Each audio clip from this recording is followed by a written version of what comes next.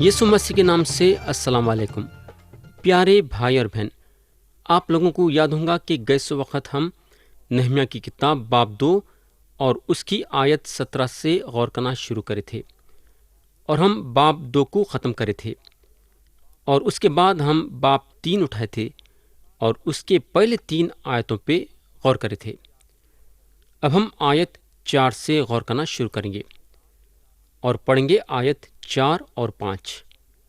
यहाँ लिखा हुआ है, और उनसे आगे मरिमोत बिन यूरिया बिन हखूस ने मरम्मत की, और उनसे आगे मसलम बिन बरकिया बिन मशे जबिल ने मरम्मत की, और इनसे आगे सदोक बिन बाना ने मरम्मत की, और इनसे आगे तखियों ने मरम्मत की।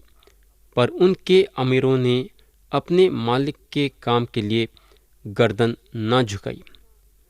तो ये अमीरा ये सोचे कि इस किस्म का काम करने में उन लगा ज़बरदस्त हैं, या फिर शायद दूसरा बहाना था होगा।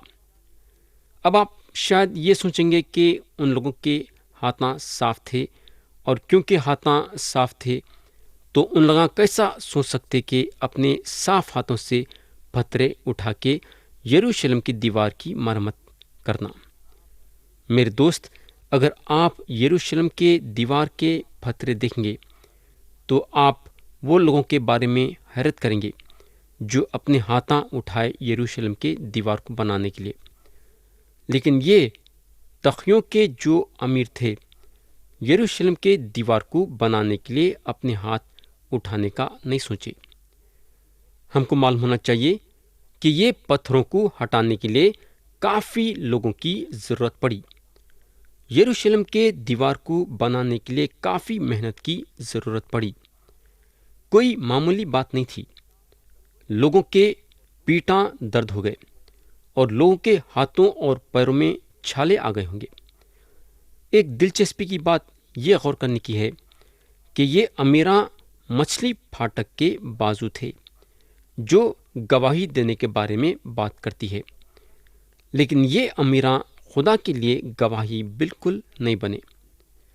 आज का दिन मैं यकीन करता हूँ कि कलीसिया में कई लोग हैं जो वो काम नहीं कर रहे जो काम करने के लिए खुदा उन लोगों को चुना है।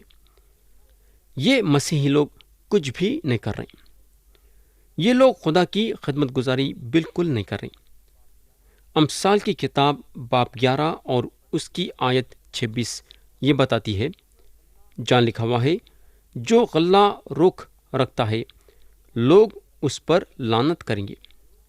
फिर से एक बार मैं पढ़ूंगा, ज़रा गौर से सुनो। जो गल्ला रोक रखता है लोग उस पर लानत करेंगे। गल्ला जो है खुदा के कलाम की एक निशानी है, और ये एक ख़राब बात है अगर हम खुदा के कलाम को नहीं बांटते हैं वो लोगों के सामने जो खुदा के कलाम के भूखे हैं। प्यारे भाई और बहन, क्या कभी आप इस बारे में सोचे हैं क्या?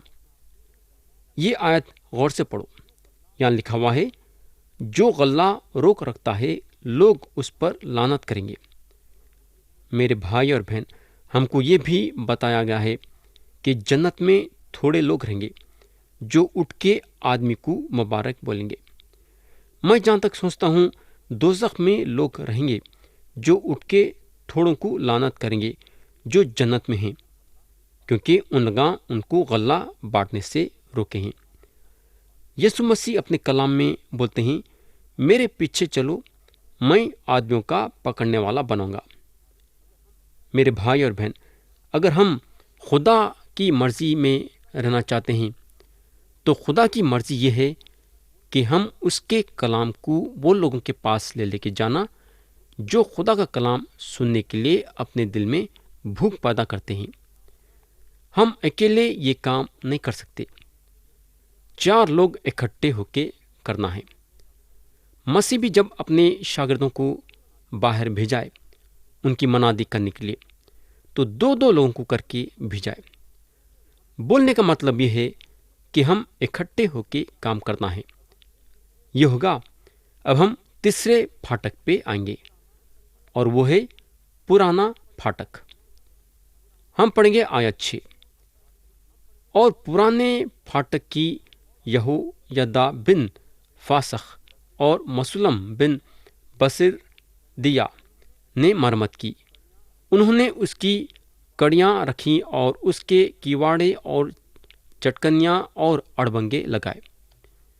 پیارے بھائی اور بہن، ایک صاحب بتا رہے تھے کہ جب انہوں پہلی مرتبہ یروشلم کو گئے اور پھاٹکوں کو دیکھے تو اپنے دوست سے پوچھنے کو لگے کہ پرانا پھاٹک کہاں ہے؟ سب پھاٹکاں دیکھنے میں تو پرانے لگتے ہیں۔ پرانا پھاٹک وہ تھا جو شروع سے قائم تھا۔ یرمیہ نبی کی کتاب باب 6 اور آیت 16 وہ پیغام ہم کو دیتی ہے جو ہمارے لیے ہے۔ یہاں لکھا ہوا ہے، خداوند یوں فرماتا ہے کہ راستوں پر کھڑے ہو اور دیکھو اور پرانے راستوں کی بابت پوچھو کہ اچھی راہ کہاں ہے، اسی پر چلو اور تمہاری جان راحت پائیں گی۔ میرے بھائی اور بہن، آج ہم وہ دنوں میں زندگی گزاریں جہاں لوگاں وہ چیزوں پہ دلچسپی لے رہے جو نئے ہیں۔ آدمی یہ سوچتا کہ اس کے پاس وہ اسکوٹر یا موٹر ہے نا جو ابھی بھی نکلی ہے، جس کو انگریزی میں لیٹسٹ ماڈل بولتے ہیں۔ آدمی یہ سوچتا کہ انہیں ویسے قسم کے کپڑے پہننا جو ابھی ابھی نکلے ہیں، جس کو انگریزی میں لیٹسٹ فیشن بولتے ہیں۔ بولنے کا مطلب یہ ہے کہ انسان کو ہر چیز نئی ہونا، لیکن یہاں یرمیہ نبی بولتے ہیں کہ ہم کو وہ راستے پہ چلنا ہے جو پرانا ہے، کیونکہ وہ راستے پہ ہماری جانیں آرام پائیں گی۔ میرے بھائی اور بہن، دماغ کے ڈاکٹروں کے پاس بھاگنے کے بجائے یا پھر ادھر ادھر بھاگنے کے بجائے یا نئے نئے طور طریقے اپنانے کے بجائے ہم کو جو کرنے کی ضرورت ہے وہ یہ ہے کہ ہم کو اس کے پاس آنا ہے جو بلاتا ہے۔ اے محنت اٹھانے والوں اور بوجھ سے دبے ہوئے لوگوں، سب میرے پاس آؤ، میں تمہیں آرام دوں گا۔ میرا جوا اپنے اوپر اٹھا لو اور مجھ سے سیکھو، کیونکہ میں حلیم ہوں اور دل کا فروتن، تو تمہاری جانیں آرام پائیں گی، کیونکہ میرا جوا ملائم ہے اور میرا بوجھ ہلکا۔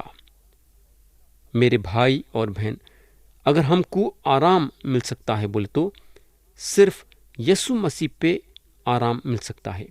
ایک انسان کے دل کو میکینیکل الیکٹرانک پش بٹن کے زمانے میں جس میں ہم رہتے ہیں اس سے بھی زیادہ ہونا ہے۔ ہم سب کو پرانے راستے پہ پھر سے واپس آنا ہے۔ اب ہم نہمیہ کی کتاب باب 3 اور اس کی آیت 8 پڑھیں گے۔ یہاں لکھا ہوا ہے، اور ان سے آگے سوناروں کی طرف سے عزیل بن ہرہیا نے اور اس سے آگے اتاروں میں سے حننیہ نے مرمت کی، اور انہوں نے یروشلم کو چوڑی دیوار تک محکم کیا۔ پیارے بھائی اور بہن، کیا آپ کو ایسا لگتا ہے کہ یہ ایک عجیب بات ہے؟ یروشلم کے دیوار کے پتھر زبردست تھے، وہ پتھروں کا وزن کافی تھا، اور اب سنارا بٹھائے گئے ہیں کام کرنے کے لیے۔ ان لوگوں کو بڑے پتھروں کے ساتھ کام کرنے کی عادت نہیں تھی، حالانکہ ان لوگوں کے لیے یہ کام بہت ہی سخت تھا اور مشکل تھا، مگر ان لوگاں کام کرے۔ خدا ان کے یہ کام پہ غور کرا اور ان لوگوں کے نامہ اپنے کلام میں لکھ لیا۔ آج کئی لوگ ہیں جو خدا کے لیے کڑی محنت کر رہے ہیں، اور ان لوگوں کے لیے کڑی محنت کرنا مشکل کی بات ہے، مگر پھر بھی کر رہے ہیں۔ میں آپ لوگوں کو یہ بولنا چاہوں گا کہ خدا ہمارے کڑی محنت پہ غور کر رہا ہے اور خالی جانے نہیں دیں گا، بلکہ اس کا اجر ہم کو ضرور دیں گا۔ یہاں دنیا میں ہم کو اس کا اجر نہیں ملے گا، لیکن یاد رکھو، دنیا والے ہم کو اجر نہیں دے سکتے ہماری محنت کے لیے۔ لیکن خدا ضرور دیکھتا ہے، کیونکہ انہیں خدا ہے جو ہر ایک انسان پہ ترس کھاتا ہے۔ اس کے محنت کو دیکھ کے اس کے برابر کا خدا جو ہے اس کو اجر دیتا ہے۔ اب میں آپ کا توجہ آیت 8 کے دوسرے حصے پہ لانا چاہوں گا۔ یہاں لکھا ہوا ہے، اور اس سے آگے اتاروں میں سے حنانیہ نے مرمت کی، اور انہوں نے یروشلم کو چوڑی دیوار تک محکم کیا۔ تو یہ لوگ عطر وغیرہ بنانے والے لوگ تھے، مگر یہ لوگاں بھی بڑے بڑے پتھر اٹھا رہے تھے یروشلم کی دیوار کو بنانے کے لیے، اور خدا یہ لوگوں پہ بھی نظر کرا اور اپنے کلام میں ان لوگوں کے نامہ لکھ لیا۔ میرے بھائی اور بہن، یہ کتنی اچھی بات ہے کہ ہم اپنے آپ کو خدا کے کام میں لگانا۔ یہ شک کی بات نہیں ہے کہ ہم الگ الگ کاموں میں مصروف رہیں گے، لیکن ہم آگے بڑھ کے خدا کا کام بھی کرنا چاہیے تاکہ خدا کی بادشاہت بڑھے۔ ویسا اگر ہم غور کریں گے تو ان میں سے کئی لوگ الگ الگ کاموں میں مصروف تھے، مگر دوسرے کاموں میں مصروف رہنے کے باوجود یروشلم کے دیوار کو بنانے کے لیے اپنا ہاتھ بڑھائے۔ یہ لوگ یہ بہانہ نہیں کرے کہ ہم سنار ہیں، یا پھر یہ بہانہ نہیں کرے کہ ہم عطر اور خوشبو کے چیزیں بنانے والے لوگ ہیں۔ ہم کیوں ہمارے ہاتھ بڑھانا یروشلم کی دیوار کو بنانے کے لیے؟ ان لوگاں ایسا نہیں سوچے، نہ ان لوگاں ایسا بولے۔ تو یہ لوگ بہانے نہیں بنائیں، بلکہ خدا کی خدمت گزاری کرنے کے لیے آگے بڑھے۔ میرے بھائی اور بہن، یہ شک کی بات نہیں ہے کہ آج بھی کئی لوگ ہیں جو اپنے کاموں کے ساتھ ساتھ خدا کی بھی خدمت گزاری کر رہے ہیں۔ اب ہم آیت 9 سے 12 پڑھیں گے۔ اور ان سے آگے رفایا نے، جو ہر کا بیٹا اور یروشلم کے آدھے حلقے کا سردار تھا، مرمت کی، اور اس سے آگے یدایا بن ہرمف نے اپنے ہی گھر کے سامنے تک کی مرمت کی، اور اس سے آگے ہتوش بن حسبنیہ نے مرمت کی۔ ملکیہ بن حرم اور حسب بن پکت مواب نے دوسرے حصے کو اور تنوروں کے برج کی مرمت کی، اور اس سے آگے سلوم بن ہلوہش نے، جو یروشلم کے آدھے حلقے کا سردار تھا، اور اس کی بیٹیوں نے مرمت کی۔ پیارے بھائی اور بہن، میں آپ کا توجہ خاص طور سے آیت 12 پہ لانا چاہوں گا۔ ہم یہ آیت ذرا آہستہ اور غور سے پڑھیں گے۔ یہاں لکھا ہوا ہے، اور اس سے آگے سلوم بن ہلوہیش نے، جو یروشلم کے آدھے حلقے کا سردار تھا، اور اس کی بیٹیوں نے مرمت کی۔ یہ آیت پہ ہم کو غور کرنا ضروری ہے۔ آج اگر ہم دیکھیں گے تو زیادہ تر ملکوں میں عورتوں کو آزادی دی گئی ہے، یعنی کہ عورتیں مردوں کے ویسا کام کر سکتے ہیں۔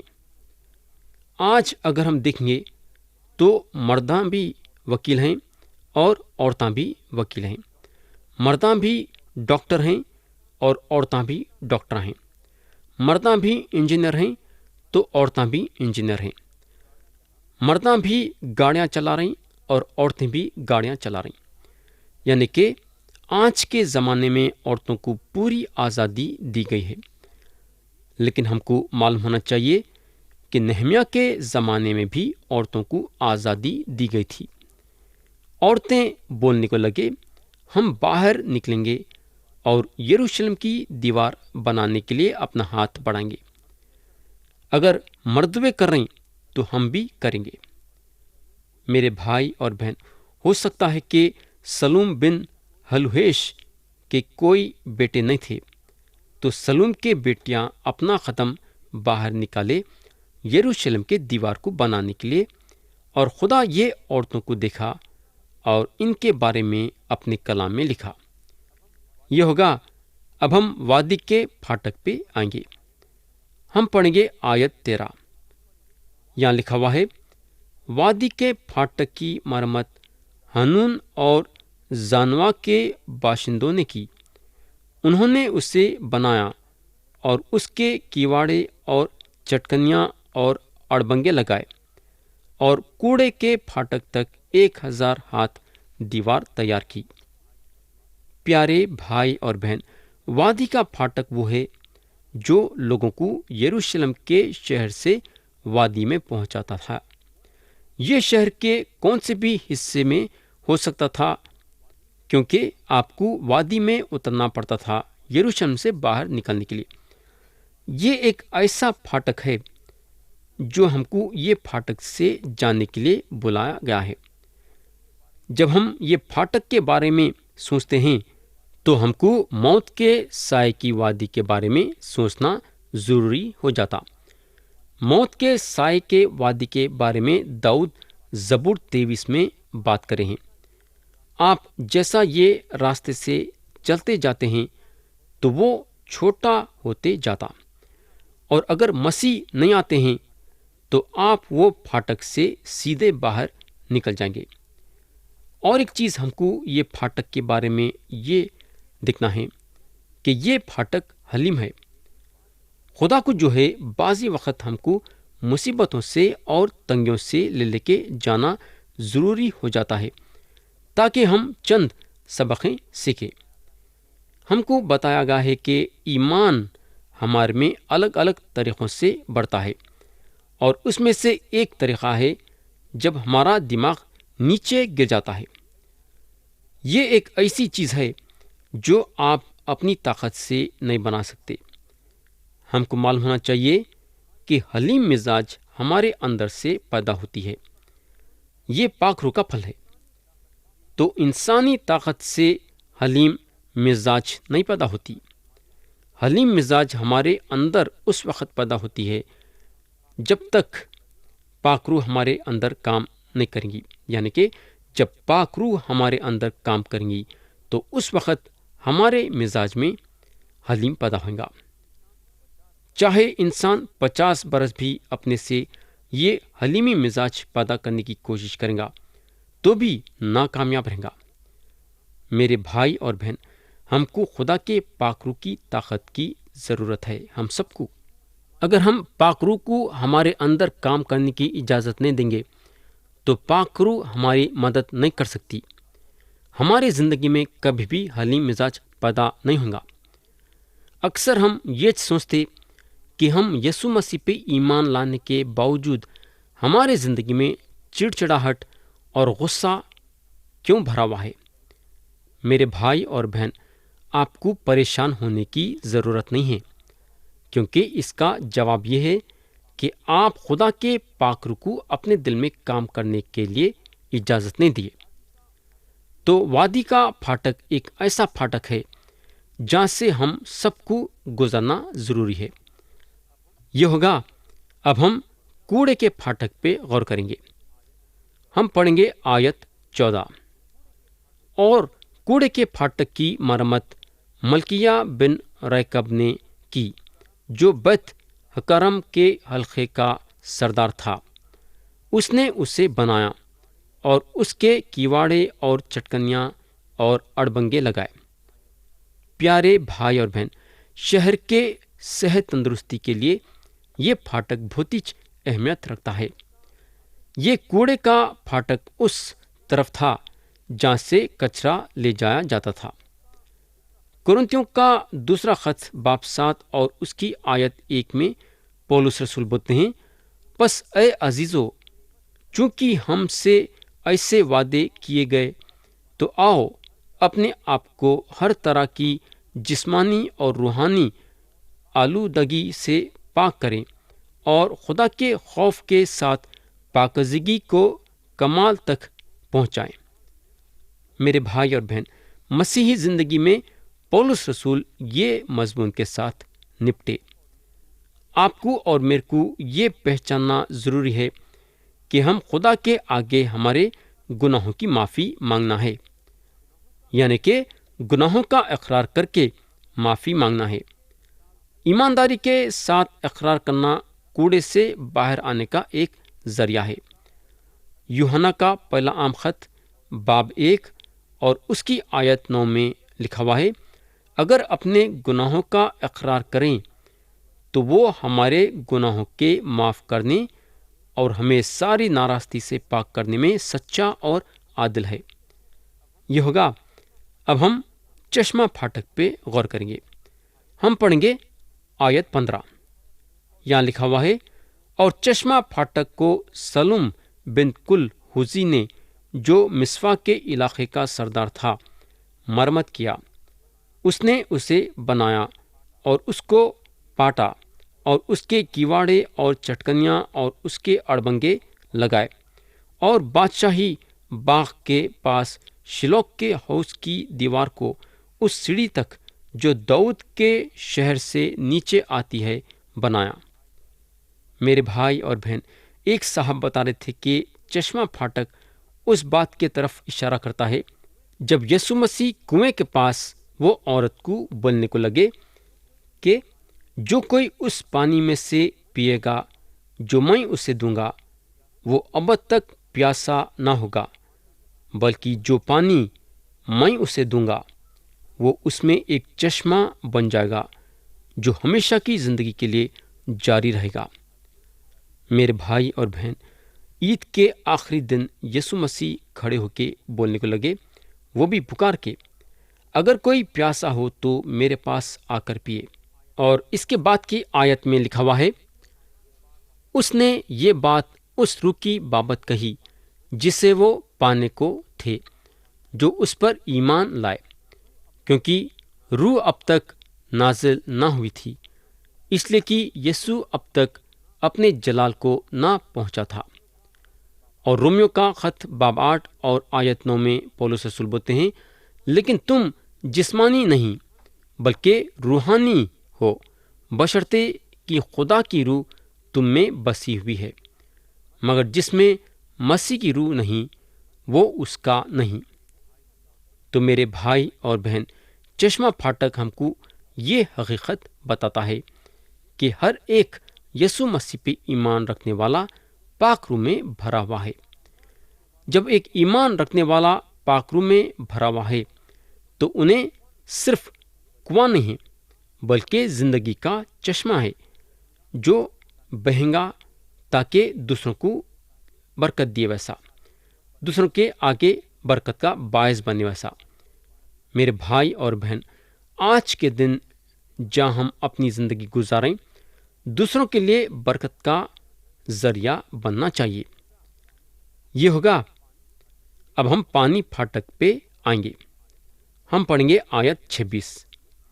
اور نتنم مشرق کی طرف اوفل میں پانی پھاٹک کے سامنے اور اس برج تک بسے ہوئے تھے جو باہر نکلا ہوا ہے، اور اوفل کی دیوار تک ایک اور ٹکڑے کی مرمت کی۔ تو پانی پھاٹک وہ پھاٹک تھا جس میں سے شہر میں پانی لایا جاتا تھا۔ اب سوال یہ پیدا ہوتا ہے کہ پانی پھاٹک ہم میں کیا بات کرنا چاہتا ہے، یعنی کہ ہم سے کیا بات کرنا چاہتا ہے۔ پیارے بھائی اور بہن، یہ پانی پھاٹک کے بارے میں ہم اگلے وقت دیکھیں گے۔